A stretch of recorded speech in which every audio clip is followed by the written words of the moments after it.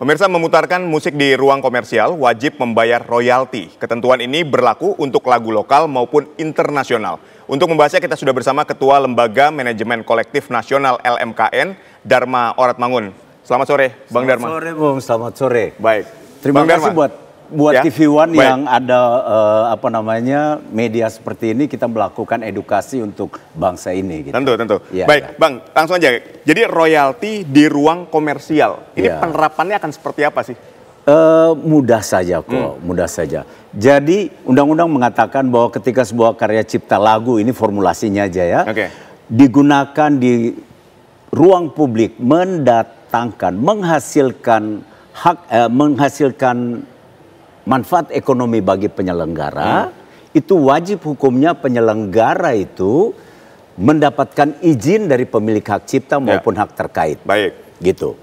Nah, untuk mendapatkan izin itu diatur dalam undang-undang, semua itu melalui lembaga manajemen kolektif. Yang di Indonesia ada 16 lembaga manajemen kolektif itu semuanya terkoordinasi satu pintu, hanya satu rekening di lembaga manajemen kolektif nasional. Baik. Kita lembaga bantu pemerintah non APBN, di mana saya diangkat oleh menteri untuk menjadi ketuanya. Oke. Gitu. Nah, jadi kita mengkoordinir itu. Kita sederhanakan gini, misalnya ada satu tempat usaha, katakanlah tempat makan misalnya. Nah, terus dia memutarkan lagu selama 1 tahun, sekian banyak lagu. Hitung-hitungannya seperti apa? Itu kan yang pengen ditahu sama pelaku usaha. Iya, bagus sekali ini pertanyaannya. Jadi pertama saya bilang putar lagu aja. Mau 1 juta lagu itu dalam 1 tahun. Mau lagu asing atau lagu lokal atau instrumentalia, lagu-lagu tradisional, semua itu diatur dalam undang-undang, harus bayar royalti. Menghitungnya dari jumlah kursi, 1 kursi dalam 1 tahun itu 120.000. Nah, kami pun di LMKN sangat memahami kondisi perekonomian nasional, sehingga tarif yang kita sampaikan ke menteri untuk disahkan menjadi keputusan menteri itu kita mengacu pada ketentuan internasional. Kita sandingkan dengan negara-negara ASEAN. Kemudian kita juga membicarakannya dengan berbagai stakeholders, ada PHRI, asosiasi-asosiasi lain sebagainya, untuk melihat situasi kondisi perekonomian nasional. Nah, saya ingin, sebelum kita ke sana saya ingin dalami gini. Tadi Anda katakan 120.000 satu kursi. Misalnya kita asumsikan lah, ada tempat makan, ada sekitar 10 kursi misalnya. Berarti dia harus membayar 1.200.000 per tahun. 1 tahun. Dia gunakan lagu apa saja, 1 juta lagu, 2 juta lagu pun dari pagi sampai malam sampai pagi, silakan. 10 kursi kita katakan ini UMKM nih Bang. Artinya kan tempatnya kecil nih, kalau 10 kursi doang. Tempat makan 10 kursi, tempatnya kecil harus membayar 1.200.000 per tahun. Kita pun melihat ketentuan pengembangan ekonomi kerakyatan. Sehingga di Peraturan Pemerintah Nomor 56 ada perlakuan khusus untuk UMKM.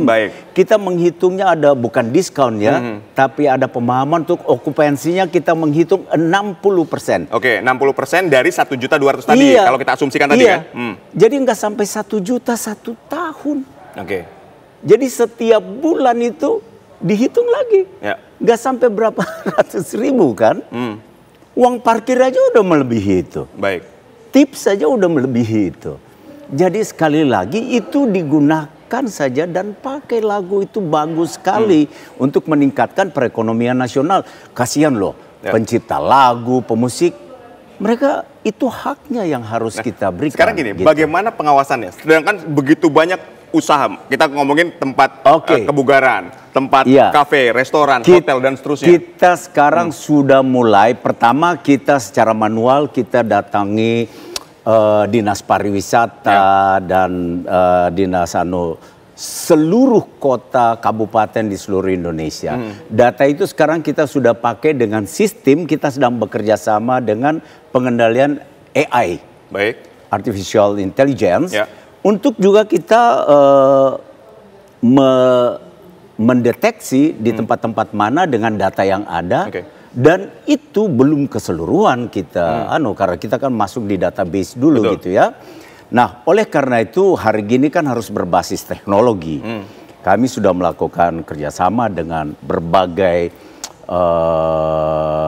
pihak ketiga, dinas terkait juga untuk mendapatkan data. Lalu kita hubungi, kita lakukan penyuluhan secara persuasif. Dan ketika menyusun tarif, kita undang organisasi-organisasi, asosiasi, profesi dan stakeholders lainnya. Itu ketentuan ini 2016 sudah ada keputusan menteri. Walaupun untuk memang itu. Penerapannya belum dilakukan.